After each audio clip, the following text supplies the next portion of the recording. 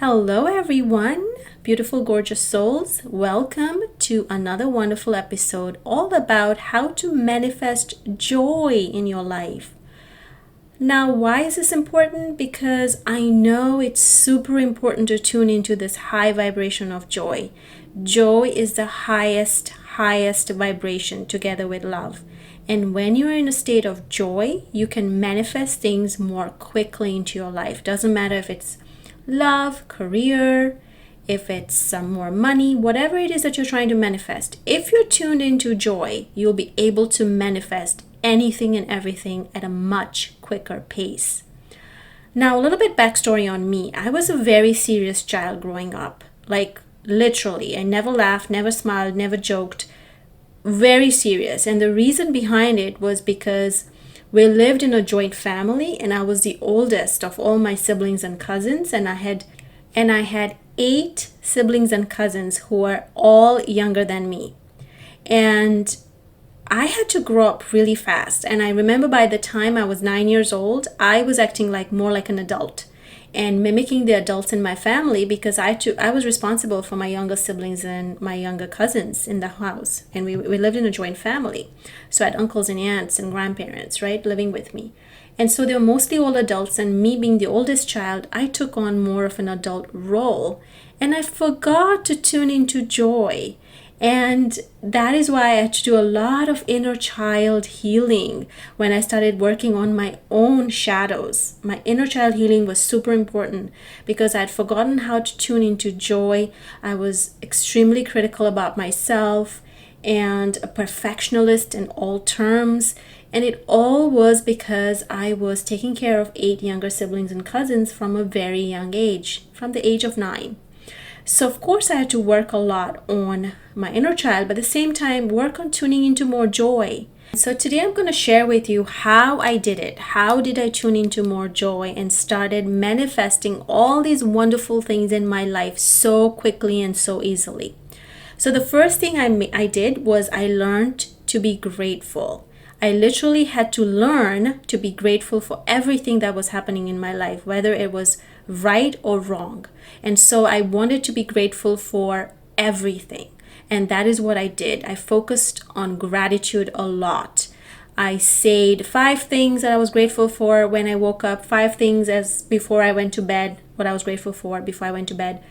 Wrote down my gratitudes, journal about my gratitudes. So I focused a lot on gratitude, and that got me out of that depressed, negative state and enabled me to tune into more joy.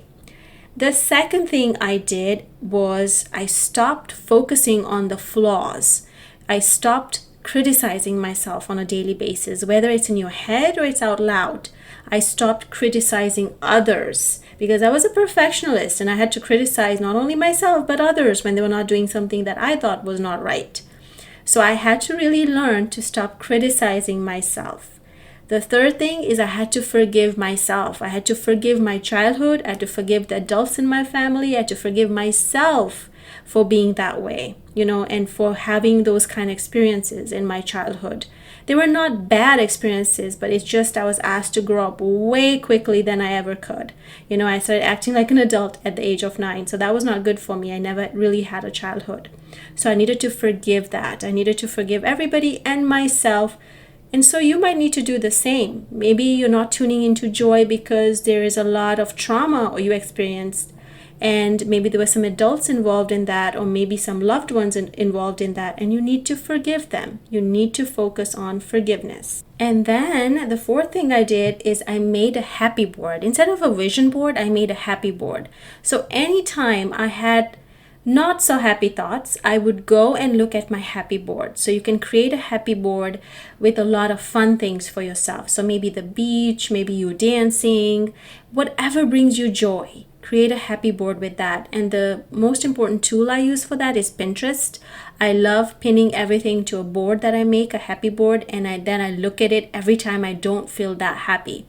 And I used to do that almost every single day. Now I do it less because I'm more joyful all the time. But in the beginning, when I was working on myself and doing my shadow work and inner work, I really needed to focus on what really made me happy because I was so used to not being happy, right?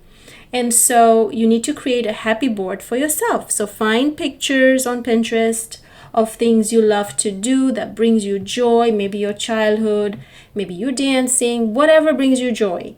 Pin those pictures, pin those graphics in a board, create a board, say my happy board, and pin it there. And then every time you don't feel that happy, go and look at those pictures and tune into your happy board, your happy emotion. And the last thing I did is make changes in your life. So if you're really not happy with something, change it.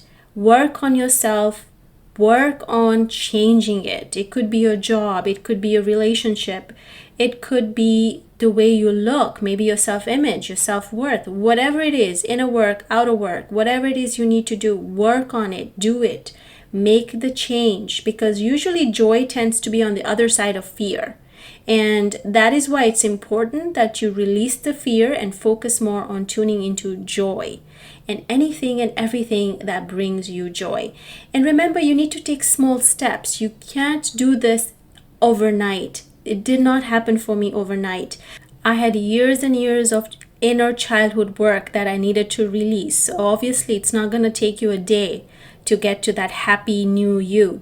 It will take time. So at the same time, be loving and compassionate towards yourself as you're doing this inner work to tune into more joy. And so find your why. Like, why do you want to tune into more joy? Why do you want to be more happier? Why do you want to bring in more love and abundance and happiness and joy into your life? Why is it important to you? What motivates you to tune into more joy? And what is your reasoning behind it? Because if you have a strong motivation to change, you will change. And so I hope these 5 steps help you out, because they definitely did help me, together with the clearings and the energy healings and the chakra balancing and all that I did, and the inner child work that I did on myself. I would say in the beginning of my spiritual journey, this was something I utilized on a daily basis to help me be more aligned to the high vibration of joy and love, and of course, compassion for myself.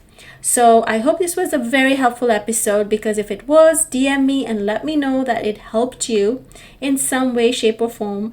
And that way I can share your stories on my Instagram stories, and I'm sure other people will be so much more motivated to do the same and tune into more joy into their life. Thank you so much. Much love and light to all of you, and much, much, much more joy to all of you. Thank you. Bye. If you absolutely loved today's episode, I would love for you to connect with me on Instagram at Sacred Heart Nurse, or visit my website, sacredheartnurse.com. I also teach spiritual gift activations in my free Facebook group, so don't forget to check out the link in the episode notes section for this particular episode.